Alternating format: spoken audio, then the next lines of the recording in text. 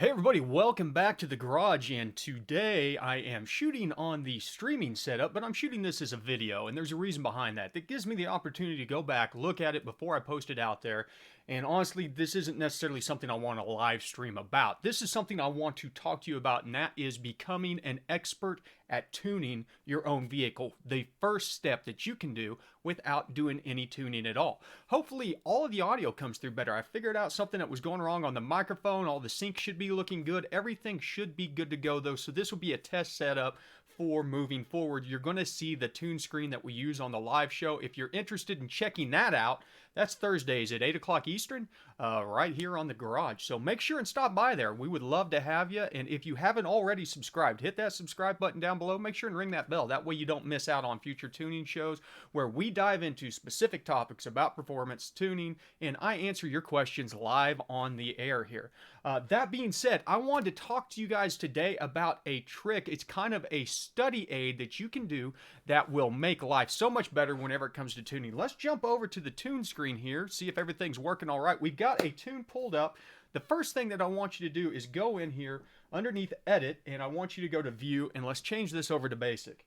We normally have Advanced open up. You're going to have to close any windows and open them back up, but let's go back into Engine here, and we've got the basic tabs for engine tuning that we want to start out with. The second thing I want you to do is, if you haven't already, there's an app out there that is called Greenshot. It is free. I'll put a link down to it below. It's a great way of taking screenshots. If you hit the print screen button, it will bring this cursor up, and you can highlight an area like so, and then it pops up a menu. And what I'm going to do is I'm going to send this to my printer.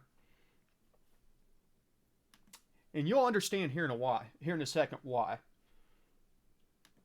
So I'm going to do that for these tabs here across the top. Idle. We're going to do one for airflow.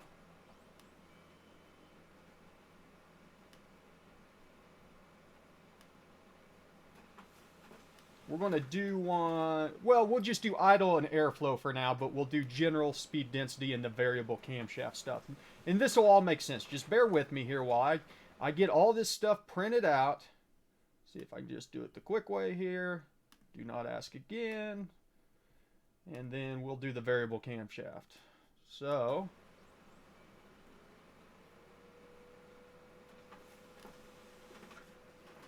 there we go. Now that we've got that printing out, as soon as they are done, I'm going to grab a hold of those. And what we're going to do is we're going to use these as a training aid to better learn our application. I want you to do this for your vehicle. Once you've done it with your vehicle a couple times, you can move on to something else. But what we have now is some nice charts, basically flip cards, where we can go through here, look at some of these settings. Hopefully you guys can see that.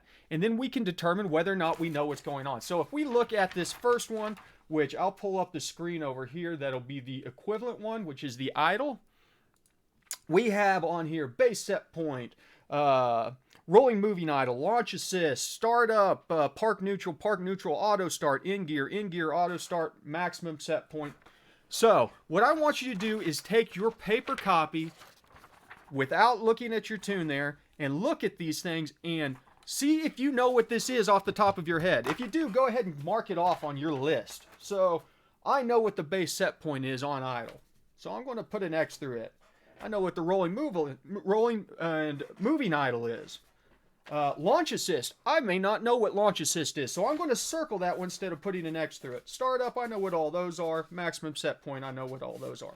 So now I have a guide that says, hey, on this tab, there is something in particular that I do not know what it is. So what I'm going to do after that is I'm going to jump out to the forums, to, Google, show up on Thursday and ask, the garage, hey, what exactly is the launch assist underneath the idle tab? I'm going to do my research on it, find out what it is, and become better acquainted with what all of these different parameters are. Once I get done with this page, I'm going to move on to the next one, which is the airflow general. This one has a lot of stuff on it, a lot of interesting stuff, such as the sensor config. I know what the sensor configs is, but there is a drop-down box underneath sensor config in this situation where there is multiple different configurations based on whether or not it is forced induction or naturally aspirated. So it's a good idea to go out there and look up the map sensor config stuff. There's a lot of good information on the HB Tuners website about this, and read about what all these different sensor configs are, because they will tell you exactly what sensors are being used, how they interact with each other, etc., etc. Same ordeal. Like, I can go through here and mark out what I already know. And then I might have a couple things on here like, why is there an airflow 2 versus frequency on this map? There's only one airflow frequency table that's really important. Well, I'll do my research on there and find out, oh, well, that's not used in this particular application with this ECM. Once you're done with that, jump over to your view, switch it back to advanced, and do it again. So now that we're, let me close this out and open it back up. Whenever we go into advanced, now we have a whole bunch more information. This stuff's a lot of this stuff, as I said, is pretty straightforward, but I like to print this stuff out, give myself a reference point to go off of, and use that to further my knowledge. This is how I learn new applications. This is whenever somebody sends me an application that I haven't worked on, I do this exact process where I go out, print these things out, dig up the information, and I learn. Then I go back and I check myself on it afterwards. I'll do this multiple times, even on stuff that I've been working with for years. I like to go back and review, like, hey, wait a second, is that a table that I've ever used, or is this a table that I even need to worry about? Because if you go into something like speed density, all this stuff right here, these VE coefficients, it's good to know what they do. You don't necessarily need to know what the information in them is, because if you look at it, it doesn't make any sense. This is all the information that's being used to generate that virtual volumetric efficiency table. Same ordeal if you were to jump over and look underneath the torque model. You've got a lot, like all of this information down here. There's absolutely no reason to dig into that. That's not to say that looking at something like the EQ ratio based torque coefficient stuff isn't important, but do your research. Use this great tool. Like 90% of this information is already going to be out there, especially if you're working on Gen 3s and Gen 4s.